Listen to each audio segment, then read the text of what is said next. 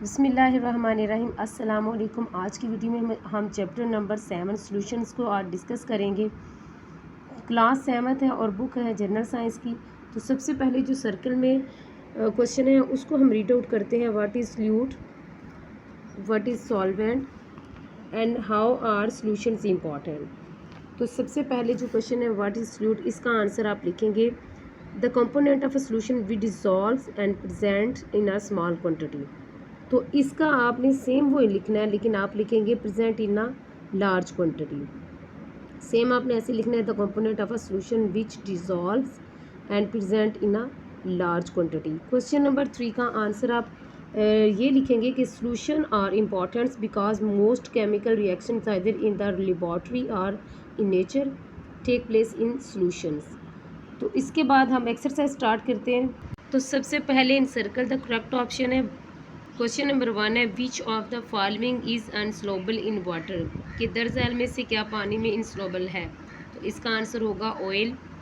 Number 2 पे है solution to which no more solute can be dissolve at a particular temperature is called, यानी ऐसा solution जिसमें खास टेम्परेचर पर मज़ीद सॉल्यूट हल नहीं किया जा सकता कहलाता है। तो ये आंसर होगा इसका सी।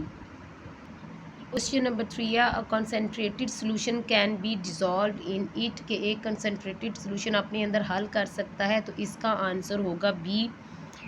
4 पे है amount of solute required to saturate 100 gram of solvent at a particular temperature is called.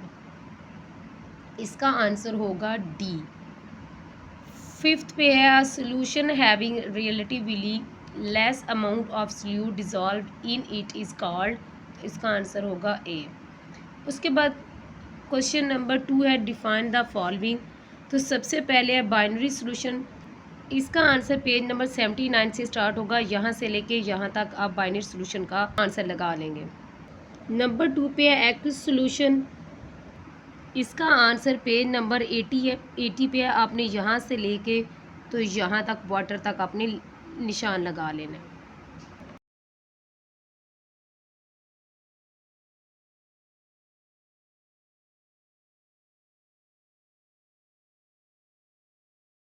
Number 4 पे होमोजीनियस मिक्सचर का आंसर मैंने यहाँ पे लिखते हैं mixture having same composition in its all parts is called homogeneous mixture. इसका answer हो जाएगा।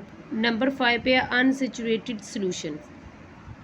इसका आंसर पेज नंबर 82 पे है। आपने यहाँ से स्टार्ट करना है आ सोल्यूशन टू विच, यहाँ से लेके यहाँ तक आपने निशान लगा लें।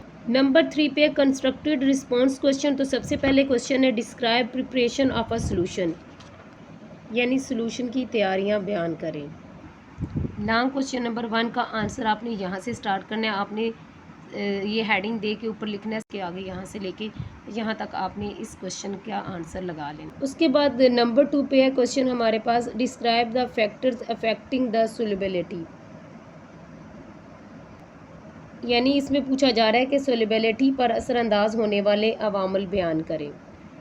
नंबर 2 क्वेश्चन है उसका आंसर पेज नंबर 83 पे आपने यहाँ से लिखना है और उसमें ये वाली हेडिंग और ये वाली और नेक्स्ट हेडिंग प्रेशर है वो भी आपने इसमें ऐड करनी है। यहाँ तक आपने निशान लगा लेना है। क्वेश्चन नंबर 3 है explain the effect of a temperature on a solubility of table salt in water, यानी टेबल सॉल्ट की पानी में सोल्युबिलिटी पर टेम्परेचर के असर की वजाहत करें। क्वेश्चन नंबर 3 का आंसर यहाँ से यहाँ तक आप नोट डाउन कर लें। उसके बाद नेक्स्ट क्वेश्चन है हमारा क्वेश्चन नंबर 4 है describe the importance of a solution in daily life, रोज़मर्रा ज़िंदगी में सोल्यूशंस की अहमियत बयान करें। क्वेश्चन नंबर 4 में ये पूछा जा रहा है। तो इसका आंसर होगा, इस क्वेश्चन का आंसर पेज नंबर 84 पे आएगा। आपने यहाँ से हेडिंग लिख के यहाँ से यहाँ तक आपने इस क्वेश्चन का आंसर लगा लेना है। क्वेश्चन नंबर 5 है how can we increase the process of dissolution, यानी हम हल पजीरी के अमल को कैसे तेज़ कर सकते हैं।